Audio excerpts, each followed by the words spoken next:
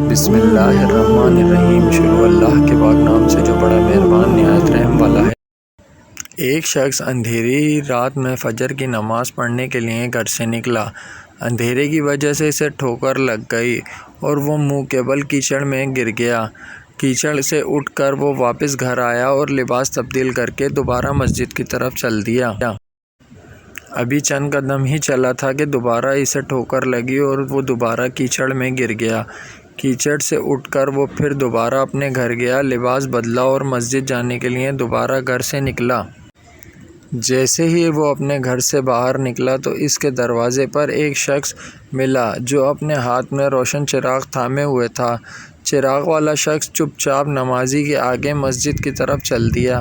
اس مرتبہ چراغ کی روشنی میں نمازی کو مسجد پہنچنے میں کسی دشواری کا سامنا نہیں کرنا پڑا۔ وہ خیریت سے مسجد پہنچ گیا۔ مسجد کے دروازے پر پہنچ کر چراغ والا شخص رک گیا۔ نمازی اسے چھوڑ کر مسجد میں داخل ہو گیا اور نماز ادا کرنے لگا۔ نماز سے فارغ ہو کر وہ مسجد سے باہر آیا تو وہ چراغ والا شخص اس کا انتظار کر رہا تھا تاکہ اس نمازی کو چراغ کی روشنی میں گھر چھوڑ آئے۔ جب نمازی گھر پہنچ گیا تو نمازی نے اجنبی شخص سے پوچھا، آپ کون ہیں؟ اجنبی بولا، سچ بتاؤں تو میں ابلیس ہوں۔ نمازی کی تو حیرت کی انتہا نہ رہی۔ اجنبی کی یہ بات سن کر نمازی سوچنے لگا، ابلیس شیطان کیسے مجھے مسجد تک چھوڑ سکتا ہے؟ اس کا کام تو لوگوں کو بہکانا ہے۔ تو اس شخص نے بڑی حیرت کے ساتھ ابلیس سے پوچھا، تجھے تو میری نماز رہ جانے پر خوشی ہونا چاہیے تھا، تم تو چراغ کی روشنی میں مجھے مسجد تک چھوڑ آئے۔ ابلیس نے جواب دیا کہ جب تمہیں پہلی ٹھوکر لگی اور تم لباس تبدیل کر کے مسجد کی طرف پلٹے تو اللہ تعالیٰ نے تیرے سارے گناہ معاف فرما دیے۔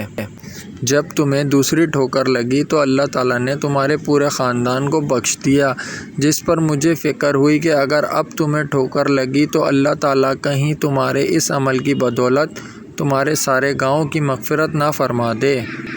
اس لیے میں چراغ لے کر آیا ہوں کہ تم بغیر گرے مسجد تک پہنچ جاؤ۔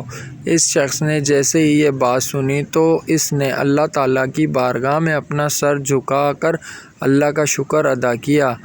تو دوستو، یہ ہے ہمارے رب کی شان۔ سبحان اللہ۔